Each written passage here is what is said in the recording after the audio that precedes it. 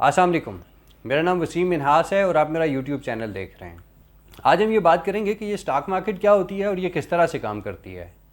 Stock market के हवाले से कुछ बेसिक कंसेप्ट्स मैं आपके साथ डिस्कस करूंगा और हम ये समझने की कोशिश करेंगे कि ये स्टॉक मार्केट क्या होती है, शेयर्स क्या होते हैं, कंपनीज जो हैं वो अपने शेयर्स क्यों इशू करती हैं, हम शेयर्स किस तरह से ख़रीद और बेच सकते हैं और स्टॉक मार्केट से पैसे किस तरह से कमाए जाते हैं। तो सबसे पहले हम ये डिस्कस करते हैं कि ये स्टॉक मार्केट क्या होती है। स्टॉक मार्केट, जिसे हम शेयर्स मार्केट या इक्विटी मार्केट भी कहते हैं, ये एक ऐसी मार्केट होती है जहाँ पे आप मुख्तलिफ़ कंपनीज़ के शेयर्स को ख़रीद या बेच सकते हैं। शेयर्स जो होते हैं वो कंपनी के ऑनरशिप राइट्स होते हैं और जब आप किसी कंपनी के शेयर्स ख़रीदते हैं तो आप एक मखसूस परसेंटेज में उस कंपनी के कारोबार के हिस्सेदार बन जाते हैं और उसी परसेंटेज से आप कंपनी के प्रॉफिट या लॉस को शेयर कर रहे होते हैं, यानी आप कुछ परसेंट उस कंपनी के मालिक बन जाते हैं। अब हम ये डिस्कस करते हैं कि कंपनीज शेयर क्यों इशू करती हैं। एक कंपनी को अगर अपने कारोबार को एक्सपेंड करने के लिए या किसी नए प्रोजेक्ट को शुरू करने के लिए अगर पैसे की ज़रूरत होगी तो उस पैसे को इकट्ठा करने के कंपनी के पास दो ऑप्शंस होते हैं।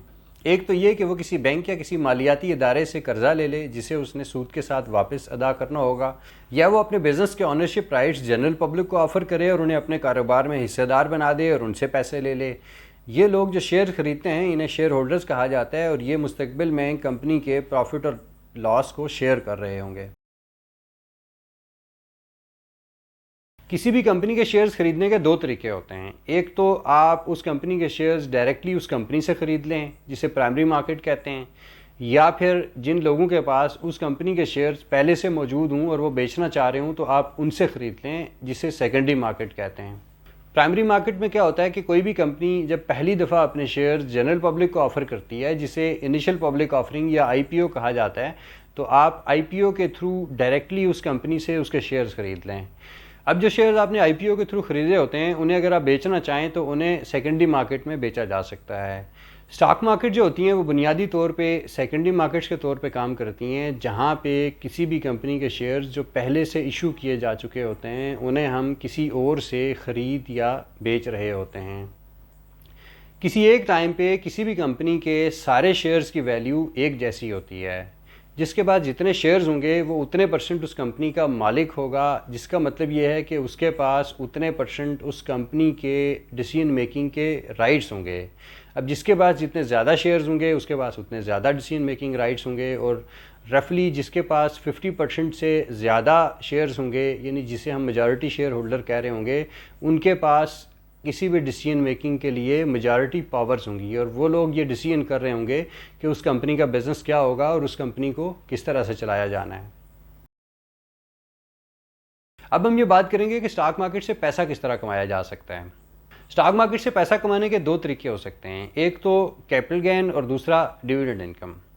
कैपिटल गेन में ये होता है कि आपने किसी कंपनी का शेयर कम कीमत में ख़रीदा और फिर उसकी वैल्यू बढ़ गई और आपने उसको बेच दिया, तो जो डिफरेंशियल है वो आपका प्रॉफिट है। मिसाल के तौर पे आपने कोई शेयर 100 रुपये का ख़रीदा और उसकी कीमत बढ़ के 110 रुपये हो गई और आपने 110 का बेच दिया, तो ये 10 रुपये जो है ये आपका कैपिटल गेन कहलाएगा। दूसरा तरीका होता है डिविडेंड इनकम।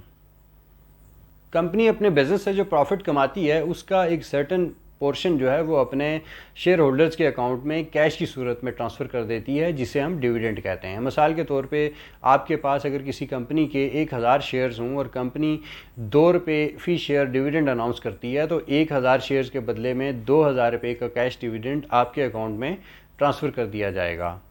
कंपनी जो है वो क्वार्टरली या बाई एनुअली या एनुअल बेसिस पे डिविडेंड अपने शेयर होल्डर्स के अकाउंट में ट्रांसफ़र कर रही होती हैं।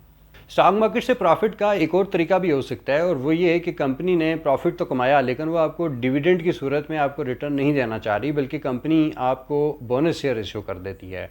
बोनस शेयर्स में क्या होता है कि मिसाल के तौर पे आपके पास किसी कंपनी के 100 शेयर्स हैं और कंपनी ने 20% बोनस शेयर अगर अनाउंस किए, तो उसका मतलब ये है कि 100 शेयर्स के बदले में 20 शेयर्स आपके अकाउंट में आपके नाम पे ट्रांसफ़र कर दिए जाएंगे, जिन्हें आप अपने पास होल्ड कर सकते हैं या जिन्हें बेच के आप इनकम जनरेट कर सकते हैं।